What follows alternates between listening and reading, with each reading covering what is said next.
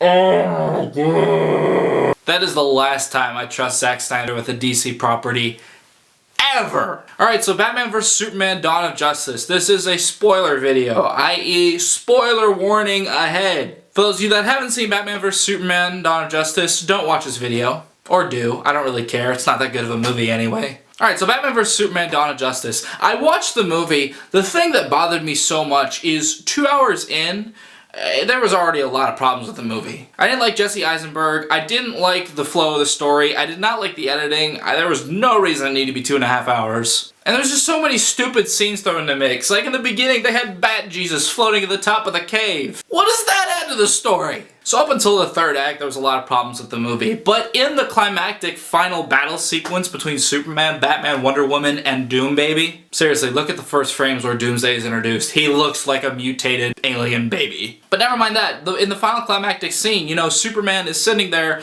He's been beaten up, you know, he's there with Lois Lane. He has the Kryptonite Spear next to him. He looks at Doomsday, he looks at Lois, he looks at the Kryptonite Spear. Lois notices this, and then she goes, "No, don't do this." And then Superman says something really sweet to her, like, "I have to protect my world. You're my world." You know, some comic girls out there were really, really turned on by that. But anyhow, Superman takes the Kryptonite Spear. He struggles to fly towards Doomsday because it's kryptonite, but he goes up to Doomsday, stabs him with it. Doomsday stabs him back, and they end up killing each other. Which at first I thought was really ballsy. I was just like, oh my god.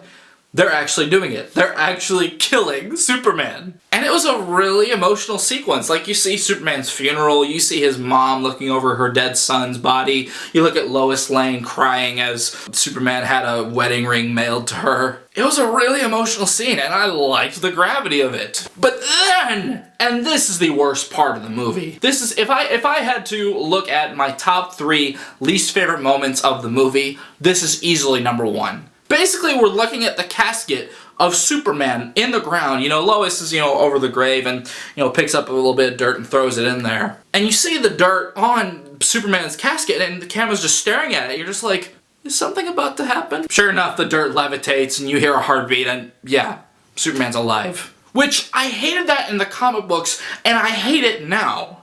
And I especially hate it now, because you couldn't even wait for the next movie to tell us that Superman is alive. No, we're just gonna tell everyone that Superman's alive. And I thought that was the stupidest decision ever, especially pertaining to the Justice League, for these 3 reasons. Number 1, it undermines the Justice League. The thing that I've never liked about Justice League, although I love the team, and I love the cartoon show, and I love the comics, the thing I've never liked about Justice League is that it's never really been Justice League. Really, the title Justice League undermines the rest of the team members because it isn't really Justice League. It's Superman and his 7 bitches. Every time the Justice League is hit with like a big climactic moment, or like some big, you know, oh, what's gonna happen? But usually Superman just flies in and just saves everyone and it's all fine and dandy. Which, I've never liked that. I've never liked that the Justice League has always been hindered by Superman's invulnerability. For instance, look at the Avengers movie. Look at that final sequence where the Avengers were fighting the Chitauri in the middle of New York. That scene was amazing, and that fight was amazing because you didn't know what would happen. Yeah, you had the Hulk, you had Thor, and you had all these super beings, and you kind of suspected they might have won, but you really didn't know because the stakes were just set up so huge. Literally, it was just 6 guys versus an entire armada of aliens, and it's just like, I don't know where this is gonna go. I'm excited to see what happens. That worked for the Avengers, but imagine how badly it would have worked out for them if Superman was there and just wiped everyone out. I was looking forward to seeing a Justice League operate without Superman, because now their victory is not so assured. They actually have to plan things out. They actually have to work as a team to fight the greater threat, which may or may not be Darkseid. I don't really know yet. It looks like it's going that direction, but either way, if it's just Justice League fighting, you know, whatever threat that is, that ups the stakes because they're more vulnerable than Superman is. And if you put him in the way of any threat that the Justice League is facing, you're gonna put your chips on Superman because he always wins, because he's invulnerable to everything. Number 2, it takes away the spotlight from other characters. A year ago, before this movie even came out, and I even knew Doomsday was a part of Batman vs. Superman, I was thinking to myself, what if they made a Superman movie where it adapted the death of the Superman arc, but unlike the comics, it actually killed Superman? I.e. Superman just stayed dead. There was no reviving him, he just died. And in the process of doing that, replace someone to fill the Superman-ish role and trying to aspire to it. I'm specifically thinking of Superboy. And you could have casted anyone in the role. You could have probably recast Henry Cavill as Superboy. Maybe you could have cast Logan Lerman. I have no idea. But the point is, you would have this younger, more inexperienced role trying to live up to the Superman legacy. And I thought that would be brilliant. If that was the route Justice League chose to go, I would have been completely on for that. Because Superboy is not a perfect character. Superboy isn't really Superman. He's like a Superman in training. He doesn't really have all of his abilities. Yeah, he has invulnerability and super strength, and that's kind of cool. But he doesn't have heat vision, he doesn't have freeze breath, he can't fly. And I thought to myself, that would be very interesting if they did that. Because again,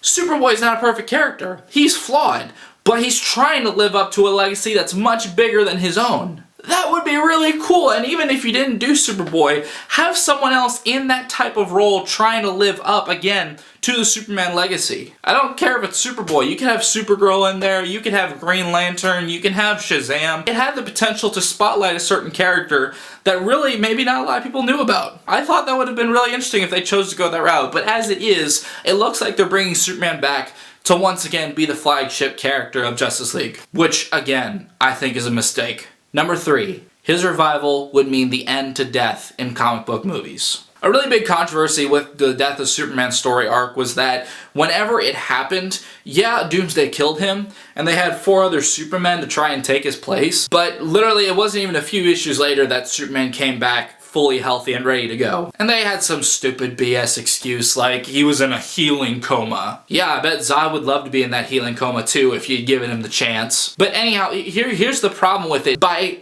killing Superman in the comics and then literally reviving him just a few issues later, it completely undermined everything that happened the few issues before that. Literally, we spent all this time building up to the death of Superman. Superman is killed, and you face the fallout of it. You see the funeral, you see everyone crying over it, you know, people are missing him, they're like, oh, what are we gonna do without Superman now? You experience the fallout of it, and you felt it, and you're like, oh my god, Superman is dead! And not even a few issues later, he's back, it's like, oh, okay.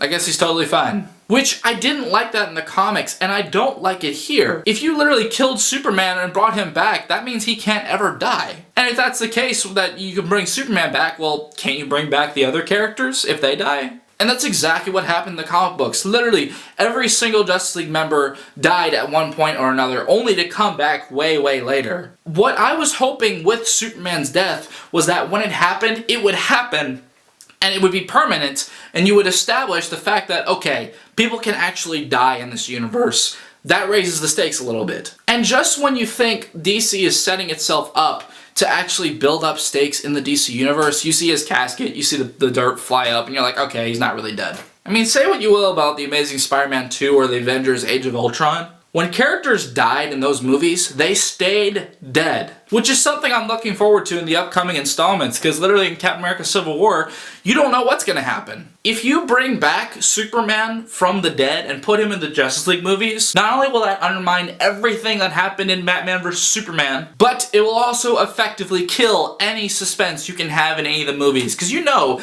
if Superman can come back from the dead, anyone else can. I think it was stupid when they did it in the comics. I thought it was stupid when they did it in subsequent adaptations.